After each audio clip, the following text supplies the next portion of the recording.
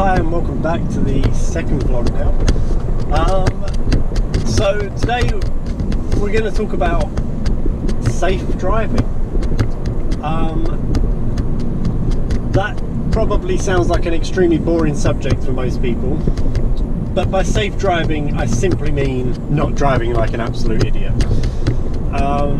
There's a lot of people with modified cars that think they can drive at 1,000,000 miles an hour and get away with it.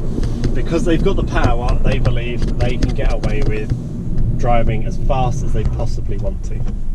Now, that's not the case. There's a person that works with me, I say with me, he's one of our staff.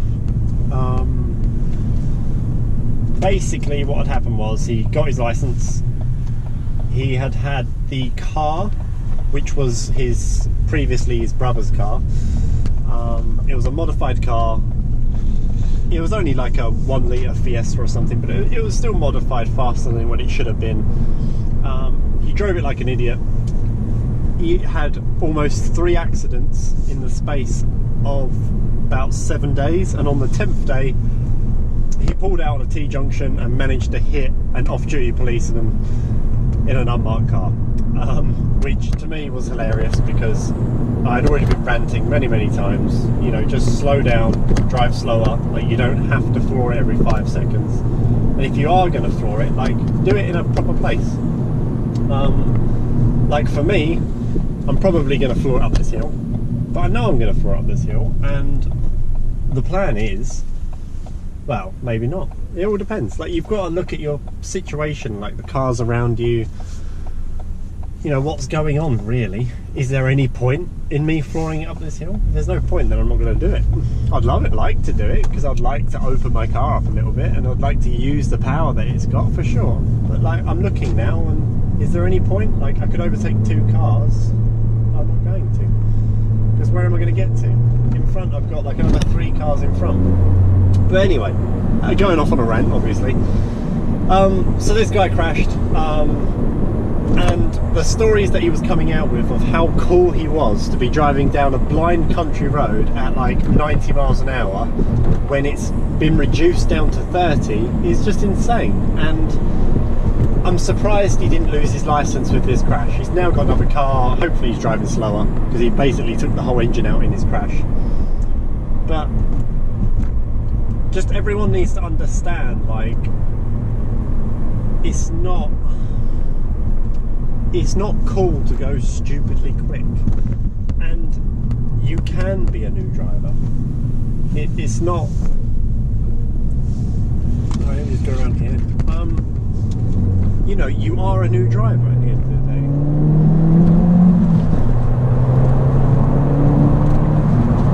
So, anyway, what I'm trying to say is, just slow down. Like, if the speed limit says 60, you're probably quite safe, or national speed limit I should probably say, you're probably quite safe to put your foot down a little bit.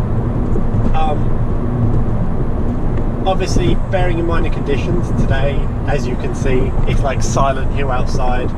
I'm expecting, you know, one of those pyramid head weird scary things to pop up in front of me at any point.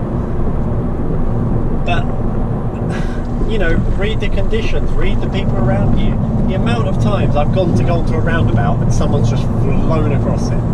The amount of times it's happened. But because I'm always that kind of next step of cautious, and actually, you know, I almost come to a stop at roundabouts, it's saved my car at the end of the day. And for all these people that are modifying their cars,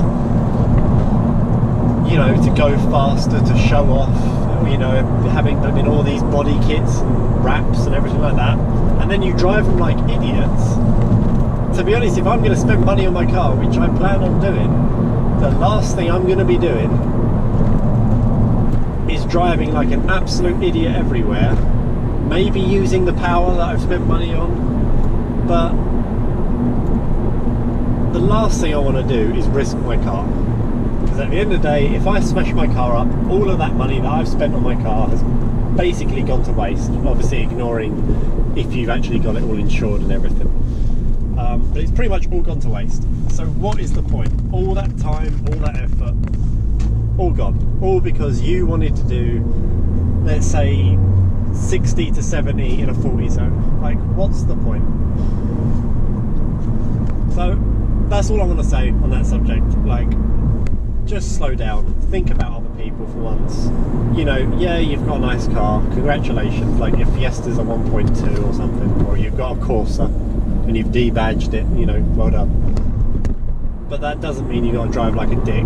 It doesn't mean that you got to, like, you know, go past every single law possible just so you can show off to some 14-year-old blonde girl outside because you're 16 or 17 and you've just passed your test.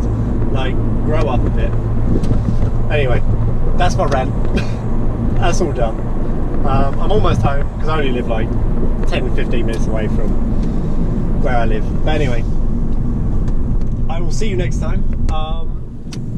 The intake and modification and everything like that that's coming, that I said about in my first video, apparently that's getting sent out Monday now by AET, but we will see what happens with that. I'm not holding my breath that it will turn up Monday, but if it does come up Monday, I'll be sure to get like an unboxing video for you, talk you through all the different stages that you need to do, such as, you know, getting your ECU read and sending it off to the company, getting the new one back, that kind of thing. But I'll talk you guys all through that while I'm doing it. But I hope you enjoy this video. I hope you enjoy my little rants. And once again, I will see you.